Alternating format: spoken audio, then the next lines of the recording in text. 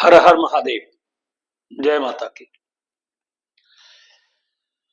मित्रों, एक कहावत है, जब भगवान किसी को देता है तो छप्पर फाड़ के देता है, और जब लेता है तो लेंटर फाड़ के ले लेता है। आप कितना भी धन को सुरक्षित रखने की कोशिश करिए, और जब परमात्मा उसे छीनने लगता है तो वो किसी भी बहाने से उसको छीन ही लेता है। आप लाख प्रयास कर लीजिए, वो धन आपके पास रुकेगा नहीं। और जब परमात्मा आपको देगा तो इतना देगा कि आप उसे संभाल नहीं पाओगे। दोनों ही स्थिति बराबर है। जब देने लगा तो आप उसे संभाल नहीं पा रहे हो, और जब लेने लगता है तो आप कितनी भी कोशिश कर रहे हो तब भी आप उसे उसे रोक नहीं पा रहे हो। आज इसी के पीछे मैं आपको एक बात बताने जा रहा हूं। एक शख्स था बिहार का, और वो दिल्ली के अंदर रिक्शा चलाता था। ये बात सन 2000 की है लगभग में। और मैं उसके रिक्शे में बैठ करके शाहदरे से आ रहा था अपनी तरफ। तो रास्ते में कुछ जाम लग गया, और जब जाम वहां पर लग गया तो वहां पर एक पुलिस वाला खड़ा हुआ था, और उसने मतलब कुछ सोचा न समझा, और जो रिक्शा चला करके ला रहा था जिसमें मैं बैठा हुआ था, उसमें उसने एक डंडा मार दिया, और उसमें 2-3 थप्पड़ मार दिए उसकी पीठ पर जोर से। बस इतना मारना था, और रिक्शे वाला एकदम रिक्शे से उतरा, और इतना भयंकर उसे गुस्सा आया कि उसने इंग्लिश में उसे कुछ बोला। मतलब कुछ ऐसे शब्द बोले, मैं तो समझ नहीं पाया क्या बोला, मगर बहुत कुछ उसने इंग्लिश में बोला। और वो पुलिस वाला उसे सुन करके एकदम शन्न वही की वही खड़ा रह गया। उस पर कोई उसका जवाब नहीं बन रहा था, और वो बोलता ही चला जा रहा था बहुत जोर से। बहुत ज्यादा वो मतलब गुस्से में इतना आ गया था वो, मतलब।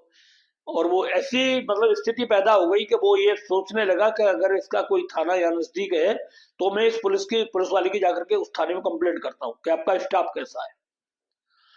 वो पुलिस वाला भी उससे सॉरी सॉरी करने लगा। मतलब काफी टाइम हो गया, आधे घंटे करीब यही सिलसिला वहां पर चलता रहा। और मैं भी ये देख देख रहा था उस रिक्शे के अंदर बैठा बैठा कि यार ये सब इतना पढ़ा लिखा बंदा और आज रिक्शा चला रहा है। इनकी ये समझ में नहीं आ रही, क्या प्रभु तेरी लीला है। ऐसी मतलब मेरे मन में विचारधारा चल रही थी। तो ऐसा मैं सोच करके बैठा हुआ था, और मेरे मन में एक बात भी थी कि मतलब ऐसे ऐसे कुछ मतलब किया जाए, कुछ बताया जाए कि इसके जीवन में मतलब ये सब चीज हट जाए, और भगवान कुछ इसको अलग से प्रेरणा दे करे। तो जैसे तैसे फिर मैंने भी उसे समझाया, समझा करके उसको बातचीत करी। मैं रिक्शे में बैठा रहा, बात करता रहा उससे, कहाँ के रहने वाले हो। तो उसने बताया कि मैं बिहार का रहने वाला हूँ, और इस तरीके से मैं बिहार में मेरे साथ कुछ ऐसा हादसा हो गया था, तो उसकी वजह से मैं अपने बीवी बच्चों को लेकर के मैं दिल्ली आ गया हूँ। मेरे 2 बेटे हैं, और पत्नी है, और मैं हूँ। तो मैंने कहा आप पढ़े लिखे हो, इतना तो अच्छे पढ़े लिखे हो जो आपको इंग्लिश इतनी बढ़िया आती है। तो उसने बोला मैंने बीएड किया हुआ है, और मेरी घरवाली ने भी बीएड किया हुआ है। मैंने कहा यार बीएड करने के बाद में आप रिक्शा चला रहे हो, ये तो समझ में बात नहीं आती। बोले गुरुदेव यहाँ कोई किसी को जानता ही नहीं है, मकान ही किराए पे नहीं मिलता। तो फिर मैंने कहा रहते कैसे हो आप। तो उसने बताया कि हमने एक जगह पड़ी है खाली, और वहां पर अपना एक छोटा सा मतलब जो है बांस वगैरह का कुछ हमने बनाया हुआ है। किराया महंगा है इसलिए हम नहीं दे पाते उसको। बच्चों को खिलाया किराया दे तो उसी में हम फ्री में रहते हैं, और उसी में रोटी वगैरह अपना खाते पीते रहते हैं करके। ये सब बात उसने मुझे बताई। फिर उसने मेरे से पूछा कि आप क्या करते हो। वो तिलक वगैरह तो मैं पहले से ही लगाता था। बोले आप पंडिताई का काम करते हो क्या। मैंने की करते तो है। तो बोले गुरुजी कुछ हमारा भी भविष्य देखो, अगर कुछ है भविष्य में तो क्या जिंदगी भर हम रिक्शा ही चलाएंगे। ऐसी वो बातें करने लगा। तो फिर मैं उससे बोला, मैंने की कोई बात नहीं, रिक्शा चलाना कोई बुरी बात नहीं है, तुम मेहनत करके खा रहे हो यार, इसमें क्या बुरी बात है आपके लिए। तो मैं उसको समझाता रहा, उसको मतलब मोटिवेट मैंने उसे बातों से किया। मैंने कि कोई दिक्कत नहीं, हमारे पिताजी ने भी बहुत संघर्ष किया है, हम भी संघर्ष करके ही आगे बढ़े हैं, थोड़ा बहुत जो भी किया है हमने भी, मगर इस तरीके का नहीं किया। तो मैं उसको मतलब थोड़ा मोटिवेट कर रहा था बातों बातों में, उसको अच्छा लग रहा था। और वो जो उसकी गुस्सा थी वो धीरे धीरे शांत होती हुई चली जा रही थी। तो बोले इसके मैं आपसे कब मिलूं, कैसे मिलूं? मैंने कि आप मेरे से आकर के मिल लेना। मेरे पास उस वक्त फोन भी था, तो मैंने उसको नंबर दे दिया। बोले इसके लिए तो फिर हमें वो फोन कहीं जहाँ लगे होंगे एसटीडी वगैरह, तो वहां से करना पड़ेगा। आप अपना एड्रेस बता दो, हम रिक्शा चलाते हैं और रिक्शा चलाते चलाते आपके पास हम आराम से आ जाएंगे। तो मैंने उसे अपना जो एड्रेस था घर का वो मैंने उसे बता दिया।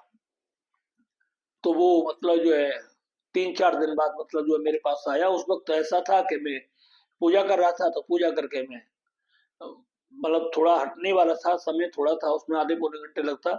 तो वो बेचारा अपना रिक्शा गली में खड़ा करके मेरे पास आकर के जमीन पर बैठ गया वहीं पर।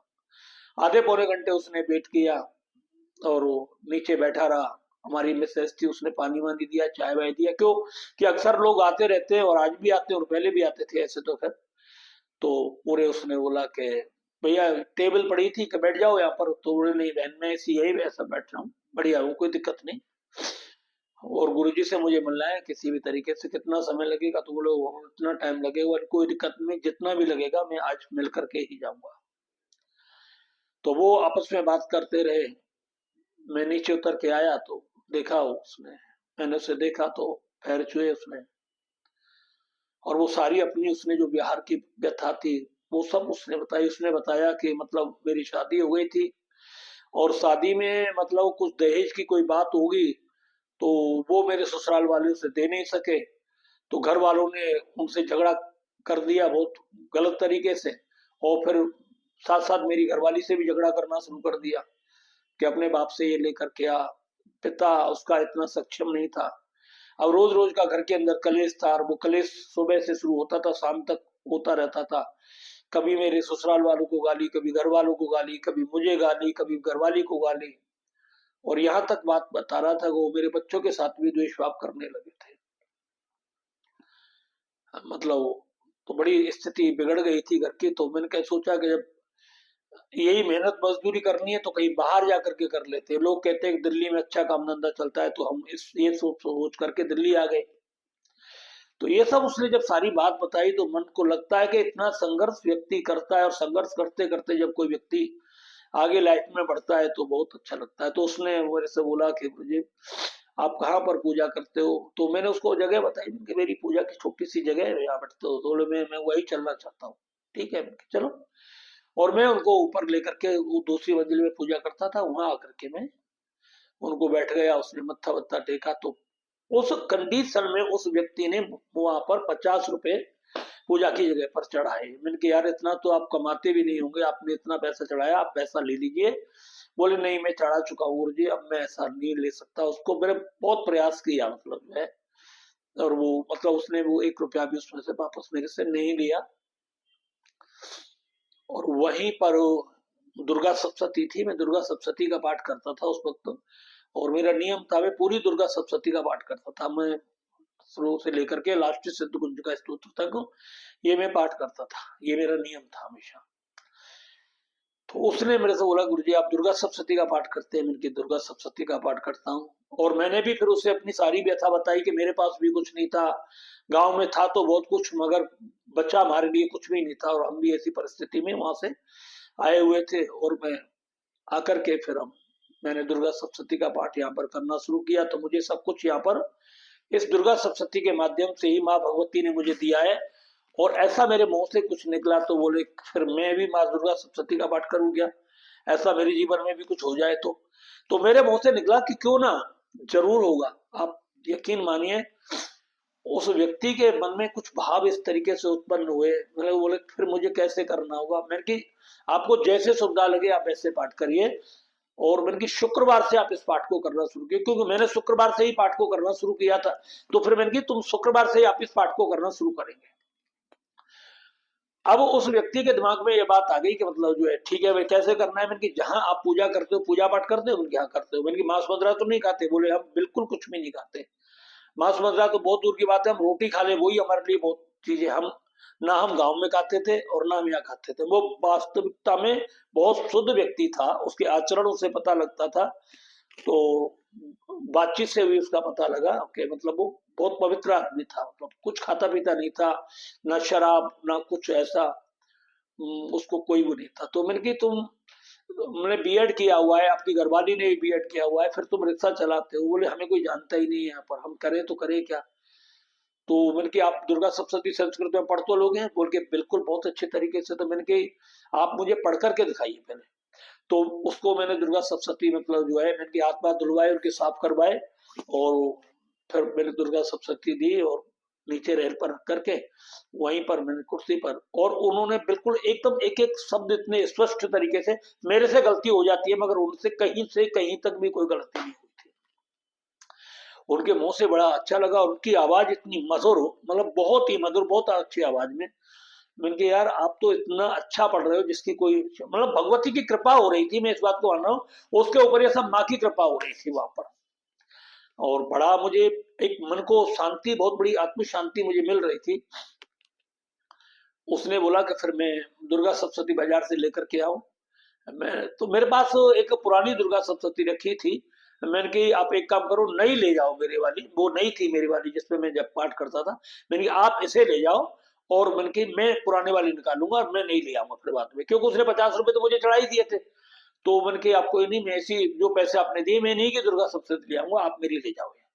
और वो बड़ा खुश हुआ। वो जो कपड़ा था मैंने उसको समेत उसको सब दे दिया, और उसमें मैंने उसको बताया, मैंने कि आपको एक चीज इसमें बहुत जरूरी करनी है, और आप उसको लगातार करना। आप दुर्गा सप्तशती पूरा पाठ करो या ना करो, मगर जो मैं आपको बता रहा हूं आप इसको जरूर करना। और जितने बार बोलूं उतना उतना तो कम से कम करना। आप ऊपर कितना करते हो वो आपकी मर्जी है, मगर जितना मैं बोलूं उतना आपको करना है। बोले ठीक है। तो मैंने कि अगर आपके पास बैठ पूजा पाठ की कोई जगह है तो आप वहीं बैठ करके करना। तो वो बोले ठीक है, मैं जो भी व्यवस्था है मैं अपनी बैठा लूंगा। और उसने वैसा ही अपना मतलब पूरा ध्येय बना लिया। अपने घर गया वो, घर जाकर के उसने मतलब एक चौकी बाजार से लेकर के आया, चौकी पे लाल कपड़ा बिछा करके एक बार दुर्गा का कैलेंडर ले लिया उसने। सादरे में हमारे यहाँ पुल के नीचे बिकते हैं वो, तो वहां से उसने एक दुर्गा जी का कैलेंडर लिया। कैलेंडर लेकर के धूप बत्ती, अगरबत्ती, घी वगैरह ये सब लेकर के वो आया। और आकर के मतलब जो है उसने पूरा सामान अपने घर पे रख दिया। बृहस्पतिवार का दिन था। वो मेरे पास आया फिर शाम को। बोले कल आप मेरी जगह माँ की पूजा करवा देना, और पूजा करने के बाद फिर मैं शुक्रवार कल से पाठ करना शुरू करूंगा। तो मैंने कि इसमें कोई पूजा वाली बात नहीं है, आप केवल धूप बत्ती अगरबत्ती जलाओ और दीपक जलाओ, और माँ से कहो बस मैं कुछ भी नहीं जानता, और मेरे पास कोई साधन नहीं, ऐसा कोई ज्ञान नहीं, और मैं ये पूजा करना चाहता हूँ, और मेरा काम अच्छा चले, और मैं मतलब यहाँ शिफ्ट हो जाऊं दिल्ली के अंदर। मैंने कितना बोल देना, माँ मुझे तुम दिल्ली के अंदर स्थायी रूप से निवास दे दो, बस ये बात उसको मैंने बोल दी नहीं। और यही उसका संकल्प हो गया। मगर बोल नहीं गुरु जी आपको चलना पड़ेगा, आप चलिए मेरे साथ। तो उसकी विचारधारा, उसकी भावना इतनी थी कि मैंने कोई दिक्कत नहीं। तो मैंने आप उस वक्त मेरे पास आ जाना ना, कि मैं आपके साथ चला चलूंगा। तो रिक्शा लेकर के फिर आ गया वहां पे। अब रिक्शा लेकर के आ गया, रिक्शा लेने के बाद में मैं फिर उसके रिक्शे में बैठ करके चला गया। अब रिक्शे में बैठ करके चला गया, वहां पर मैंने पूजा वूजा उसकी थोड़ी बहुत करवाई, जो भी जितना मुझे ज्ञान था उतना मैंने वहां पर पूजा करवा दी। पूजा करवाने के बाद थोड़ा अंदर से मुझे भी लगा कि मैंने देख, भगवान से मैंने यही कहा, मैंने कि माँ मुझे तो कुछ नहीं पता, मगर जैसे आपने हमारा हाथ पकड़ा ऐसे आप इस गरीब का भी हाथ पकड़े, बस कुछ नहीं। तो मैंने उसको बोला था दुर्गा सप्तश्लोकी जो होती है इसका 7 बार आपको पाठ करना है। 7 बार सुबह करना है, 7 बार दोपहर को करना है, और 7 बार करना है शाम को। अब दोपहर का वक्त तो उसका बीत जाता रिक्शा चलाने में, तो वो सुबह कर लेता और रात को आकर के नहा धोई करके शाम को करता था। ये उसका नियम हो गया था। अब वो दोपहर का पाठ कैसे करे, तो वो मुझे बताता था कि गुरुजी जब मैं रिक्शा चलाता रहता हूँ ना, तो मैं 7 बार रिक्शा चलाते चलाते ही बोलता रहता हूँ। तो वो तीनों बार पाठ करता था वो। अब उसके दिमाग में बात आई, चलता रहा, तो ऐसी कुछ स्थिति आई कि मतलब जो है वो वहां पर कुछ बैठे थे, तो रिक्शा चलाते चलाते और वो कहीं पर बैठ गए थे। वहां पर कोई व्यक्ति किसी बच्चे को ट्यूशन पढ़ा रहे थे, तो वहां जाकर के बैठ गए वो।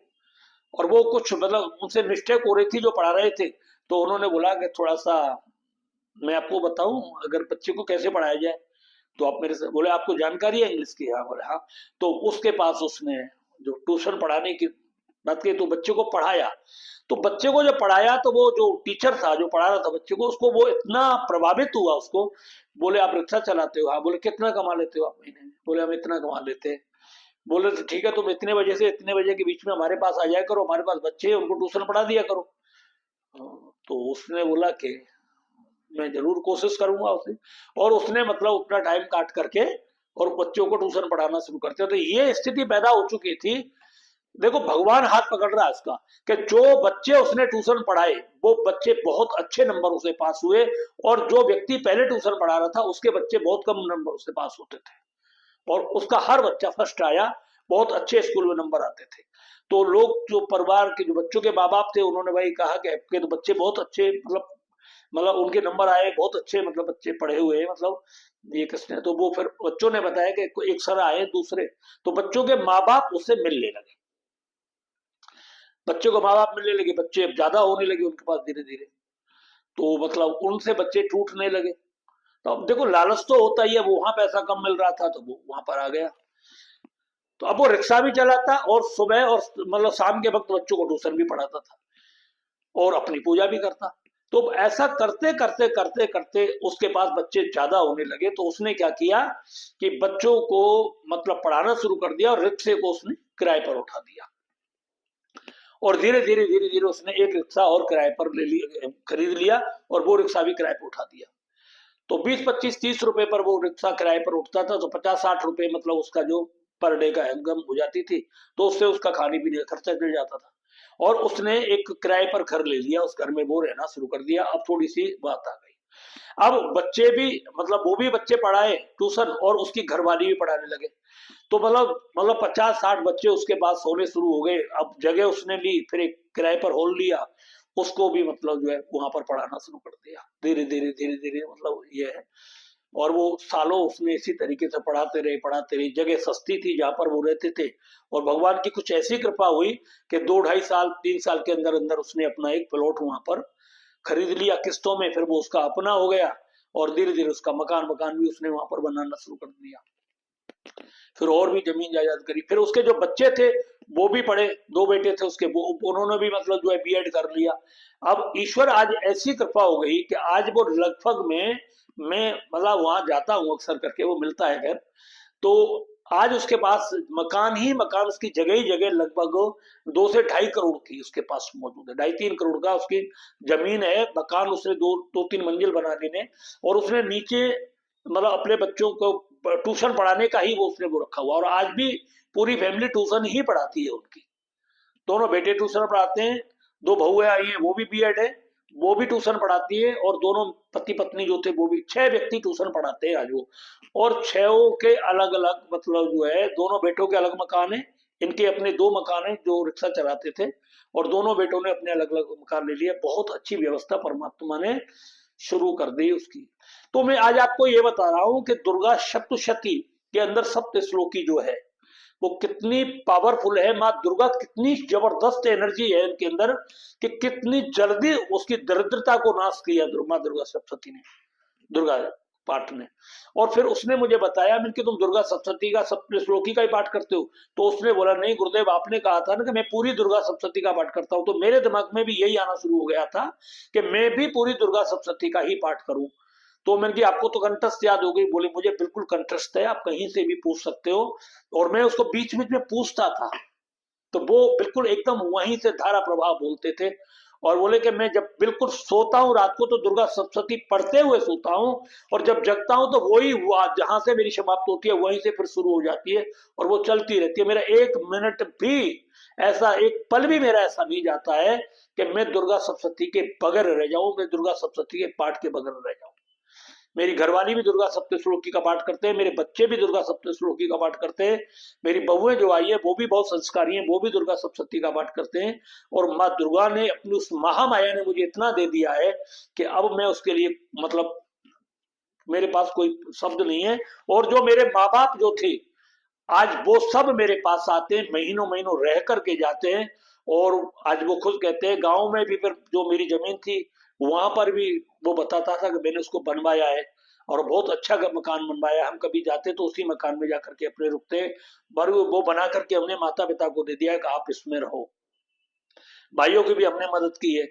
तो वो बता रहा था कि जो हमने किया है, जो हमको मिला है, वो माँ दुर्गा की बदौलत मिला। वो आज भी मतलब ऐसा समझता है अपने आप को कि वो कहता है गुरुजी अगर आप मेरे जीवन में नहीं आते तो शायद मतलब मेरे लिए बहुत कुछ मतलब गलत हो जाता।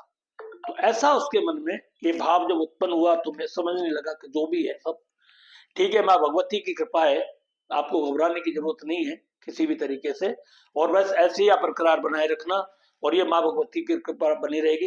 तो मैं आप सबको यही कहना चाहता हूँ कि आपको जब भी अपने जीवन में कभी ऐसा मौका मिले और जीवन में दुखी हो, परेशान हो और कहीं भी आपको कोई रास्ता नजर नहीं आ रहा हो, तो आप दुर्गा सप्तश्लोकी का 7 बार पाठ करना शुरू कर दे। 7 बार सुबह और 7 बार शाम को।